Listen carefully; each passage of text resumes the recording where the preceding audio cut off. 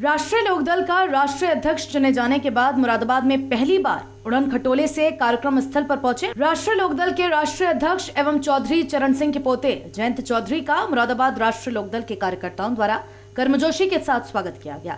जैसे ही जयंत चौधरी उड़न खटोले से उतरकर कार के द्वारा कार्यक्रम स्थल पर पहुंचे, वैसे ही सैकड़ों की संख्या में युवा उनको घेर कर खड़े हो गए और जेड सुरक्षा का घेरा बनाते हुए उन्हें मंच तक लेकर पहुंचे।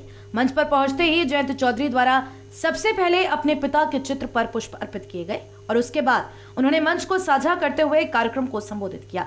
कार्यक्रम को संबोधित करते हुए जयंत चौधरी कई बार भावुक भी हुए। इस दौरान पूर्व विधायक जाहिद हुसैन अंसारी द्वारा मंच पर उनको पगड़ी बांधी गई और आशीर्वाद दिया गया, तो वहीं राष्ट्रीय लोकदल की ओर से उनको गदा और त्रिशूल भेंट किया गया। मंच पर राष्ट्रीय लोकदल के जिला अध्यक्ष मनोज चौधरी लगातार व्यवस्था बनाते हुए दिखाई दिए। मंच को साझा करते हुए जयंत चौधरी द्वारा कहा गया कि प्रदेश में महंत बाबा की सरकार चल रही है और उनका गुस्सा नाक पर रहता है। आज प्रदेश का किसान परेशान और व्यापारी परेशान है, मजदूर परेशान है, लेकिन कोई सुनने वाला नहीं है। अगर ऐसा ही चलता रहा तो इस देश का आखिर होना क्या है ये कोई नहीं जानता।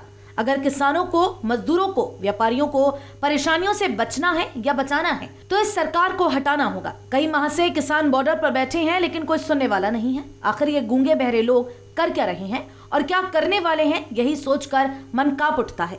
जिस तरह से प्रदेश में लोगों को ठगा जा रहा है, कभी महंगाई के नाम पर पेट्रोल रेटों में वृद्धि, गैस के रेट्स में वृद्धि और अब सरसों के तेल के साथ साथ अन्य खाद्य वस्तुओं को भी महंगा कर दिया गया।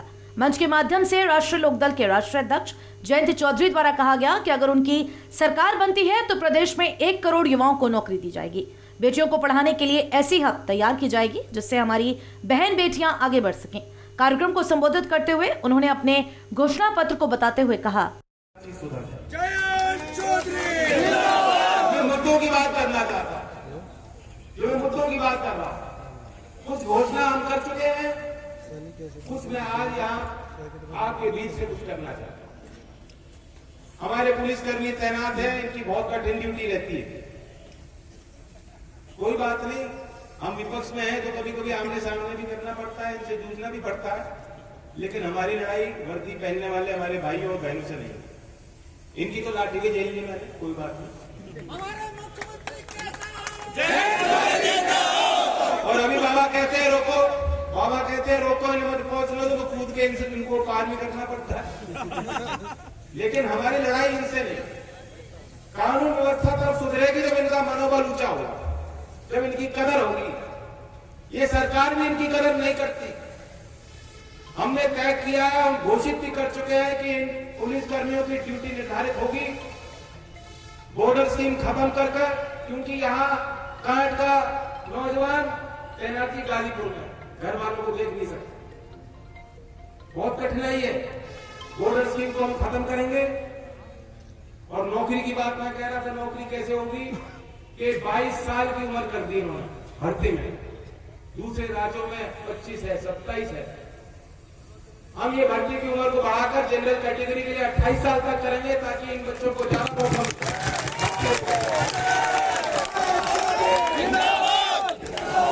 किसानों के लिए। मैं भूल के कह रहा हूं, ये भी बहुत नहीं है, लेकिन हमने हिसाब लगाया कि प्रदेश के संसाधन कितने हैं, कैसे उसका सदुपयोग होगा, और ये बिल्कुल संभव है प्रदेश के लिए करना। 6,000 रुपए केंद्र की सरकार देती है, आप हिसाब लगा लो तो खाद महंगा हो गया, डीएपी महंगी है, यूरिया, डीजल, बिजली, इस सब का जोड़ तो कभी किसान लगाता ही नहीं बैठे। खुद की मजदूरी, घर वालों की मजदूरी, पैदावार कैसे कैसे करी है किसान ने, कभी बैठ के जोड़ हिसाब नहीं लगा। क्यों? किसान की तो मजबूरी है, बेचने के वक्त भी मजबूरी होती है, जो भाव मिल जाए। लेकिन 6,000 में कोई भरपाई किसी किसान की, किसी परिवार की नहीं। हमने तय किया हमारी सरकार बनेगी, हम सभी किसानों को राज्य की सरकार 23 दिसंबर में चौधरी चरण सिंह जी की जयंती के अवसर पर 6,000 ये देते हैं, हम 12,000 किसान को देंगे। और जो किसान है जो सीमांत असिंचित जमीन पे खेती कर रहा है, उसको 15,000 तक राशि ये काफी नहीं है। मैं ये नहीं दावा कर रहा कि इसमें आपकी जो मौज है, नहीं, लेकिन एक शुरुआत हुई, एक संदेश दिया। उनको भी दबाव बनेगा, हो सकता है चुनाव आते आते हो सकता है इसी 23 दिसंबर में मोदी जी को फिर चौधरी चरण सिंह जी याद आ जाए सपनों में, वो कह दे कि हम भी बार आजाद करते हैं। चौधरी चरण सिंह। हमने तालीम को लेकर बहुत अध्ययन विचार किया। शिक्षा में बहुत कुछ करना बाकी है। हमारे प्रदेश के सरकारी स्कूलों की हालत जर्जर है। लगभग 9% बच्चे 8वीं पास करने के बाद 9वीं में दाखिल नहीं लेते, दाखिला नहीं लेते, ड्रॉप आउट हो जाते। 9%। अधिकतर उसमें बच्चियां हैं, और जो शिक्षित ही नहीं होगा वो मुख्यधारा में बच्चा आने वाला नहीं है। फिर उसकी मजबूरी होगी, मजबूरी गुर्बत का जीवन जाएगा उसका।